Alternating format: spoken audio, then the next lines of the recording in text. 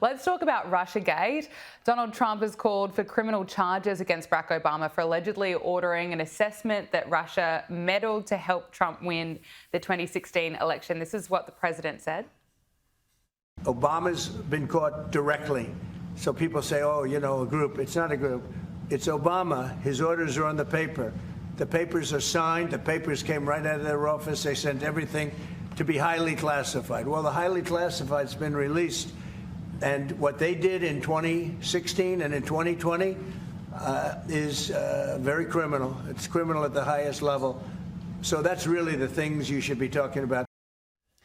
Barack Obama's office said that this was outrageous, but Director of National Intelligence Tulsi Gabbard has doubled down at a White House press briefing today, alleging that the Obama administration promoted a contrived narrative that Russia interfered in the 2016 election. This is what she said.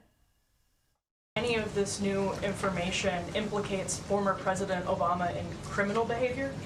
We have referred and will continue to refer all of these documents to the Department of Justice and the FBI to investigate the criminal implications of this. For even former President Obama? Correct. The evidence that we have found and that we have released directly point to President Obama leading the manufacturing of this intelligence assessment. There are multiple pieces of evidence and intelligence that confirm that fact. Alex, just how significant is this? Well, it's very significant, but at the same time, it's not going to be significant at all unless we actually see some arrests. And I do believe that President Obama, if he committed these crimes, he does have some sort of presidential immunity. So, I mean, I'm really not going to hold my breath for the perp walk of Barack Obama, but I think there's no doubt that they obviously meddled in this election. I mean, Russiagate was propagated by CNN and every, mainstream media outlet. So when you know that they're in coordination like that, it was done on the media scale, it was done internally. So I think it's obvious that they tried to sabotage Donald Trump. They basically tried to do a coup, but unless I see arrests, I'm not going to be satisfied because there's so much government corruption for them to say, oh, look, there's more officials being corrupt, but they don't do anything about it. Then once again, for me, it's just going to be another incident where I, start to lose faith in our government. So I want to see Donald Trump actually go after these people. And I don't even think, this is what he campaigned on. So if people are going to blame him and say, oh, this is all about revenge, I don't even think that's the case. I do think that the American people voted for him to expose Barack Obama and the left wing that is just so corrupt. So we need to see arrests, though. No satisfaction until we see some people go to jail. Alex, there are also claims today that Russia had huge amounts of potential anti-Clinton dirt that it sat on in the final days of the 2016 campaign, including that Hillary Clinton was taking heavy tranquilizers that Obama and others found alarming. Some are concluding that if Russia was, of course, all in on supporting Donald Trump and hurting Clinton, it would have leaked this information. Well, yeah, you're exactly right. I mean, Russia obviously knew what everybody else knew. I mean, there's videos leaked of Hillary basically being thrown into a van like a rag doll. I think it was obvious that she did have health issues. And let's be honest, it is a very difficult thing to go on a campaign trail and live out of a bus, even if you're staying in five-star hotels, constantly going and doing these speeches. It's not easy. And I don't think that she had the wherewithal to do it. They lied about that. And it was even James Comey that brought up her emails. And James Comey is a deep state agent, in my personal opinion. So the fact that he was kind of one of the main catalysts that exposed Hillary Clinton, maybe he did that on accident, or maybe he did it because he didn't think Donald Trump had a chance in hell to win. So really, at the end of the day, it's not a surprise that Hillary Clinton was incapable of actually being the president because she had health issues and was on all kinds of prescription medication. And it's not a surprise that Barack Obama would do anything to stop Donald Trump from becoming president and potentially exposing some of the criminal acts that he might have done during his presidency. Donald Trump today has signed a trio of executive orders, one of which directly targets ideological bias in government's use of AI. So according to White House staff, one of the measures will prohibit federal agencies from purchasing or promoting AI systems that embrace wokeism. Trump says the American people do not want woke Marxist lunacy in the AI models. And he's absolutely right about that, Alex.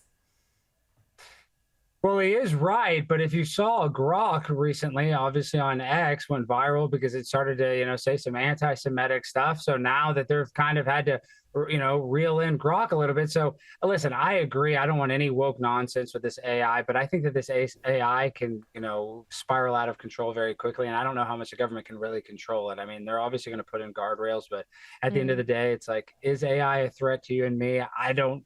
I hope not. I do think it's a possibility that a lot of people are going to lose their jobs and people are going to be dumber because they're going to rely on AI instead of actually doing the work. They even, that's true though. They actually they've done studies. They say the more you rely on AI, the less it works your amygdala, the part of the brain that you need for memory, and that the more likely you're going to forget stuff and have dementia in older age. And I'm not a doctor. I'm just saying, once we rely on this so much, there's Uber drivers, and they've actually done a study on this. There's Uber drivers that have driven for over 10 years in the same city, but because they've relied on their GPS so much, they can't even tell you what street is which. Yeah. So that's an example of relying on something. I'm not an Uber driver, but I'm guilty of driving around the areas which I should know by now, but I'm so reliant on my GPS. Exactly right. And that's the same for every other application when it comes to using AI. Okay, let's talk about the Epstein files. Look, we've previously discussed how Pam Bondi just absolutely botched the handling of it. Now there's been a few developments. Deputy Attorney General Todd Blanche says that he intends to meet with Ghislaine Maxwell in the coming days. He released a statement and part of it says, this Department of Justice does not shy away from uncomfortable truths nor from the responsibility to pursue justice wherever the facts may lead. If Ghislaine Maxwell has information about anyone who has committed crimes against victims, the FBI and the DOJ will hear what she has to say. Until now, no administration on behalf of the department had inquired about her willingness to meet with the government. That changes now. And today, House Republicans subpoenaed Maxwell for a deposition to address Congress next month. Alex, are you feeling more confident that we are going to learn more, potentially see more evidence? What are your thoughts? I must say my confidence level is very low. They didn't even get to vote on this before they went on a 5-week vacation, through the month of August. And hey, listen, it's the summer. I'm not going to fault them for wanting to take a vacation, but they could have voted on this. We could have, this is something that is a priority. It's all anything is ever talked about in the media or in everybody's personal lives, basically for the past 2 weeks, whether you like politics or not. So this Jeffrey Epstein information, for me, what I truly think and why my confidence is so low is that I believe that he was connected to people within the CIA and probably, intelligence agencies for other countries, and that if we actually know the truth, that it will just unravel the fabric of society, and it'll just, everybody will lose faith in our government and multi other governments. Not just our government will be affected, and these are people that are high, powerful people that we don't even know about. People that are in the banking industry, people that are in all sorts of industries that we don't even understand, the military industry. We do not know how deep the rabbit hole goes. And that is why I don't believe that they're ever going to give us actual transparency. They're just going to blame it on Jeffrey Epstein and not, the other people that probably should get some sort of scrutiny for actually being associated with them. But at the same time, I do not believe that it's Donald Trump stopping it because he's on that list. That's a narrative that a lot of people have been saying. And maybe he was friends with Jeffrey Epstein. He took pictures with Jeffrey Epstein, but at the same time, he did kick him out of Mar-a-Lago. So what it all boils down to is, are we allowed to see it? There's levels of classified information that you and I will never be privy to. And at the end of the day, if they can have federal judges like the one Judge Rosenberg that just denied it, they're going to continue to do whatever they can to stop the American people and the world from seeing the truth. Alex, just finally, before I let you go, we know that Donald Trump vowed to make sports safe for women again, and now the US Olympic and Paralympic Committee has updated its policies to suggest that it will comply with Donald Trump's Keeping Men Out of Women's Sports executive order. I mean, this is obviously such good news for girls, for women at the highest levels. What's the reaction to this been over in the US? Well, a lot of people are happy, but I am not happy because this is why I'm frustrated. I actually like transgender athletes in women's sports because I'm a gambler and I like to gamble on them because they have an advantage. So I won a bunch of money on Main Khalif, the gender neutral boxer. So personally, I like the transgenders in women's sports because it gives me a gambling edge. But everybody else and all the women that are affected by this, I'm sure they're all happy. But sadly, it doesn't look like I'll be going to Las Vegas much in 2025 and 2026. Alex Stein, thank you so much for joining us on Power Hour. Great to talk to you. Thank you. Talk to you again soon.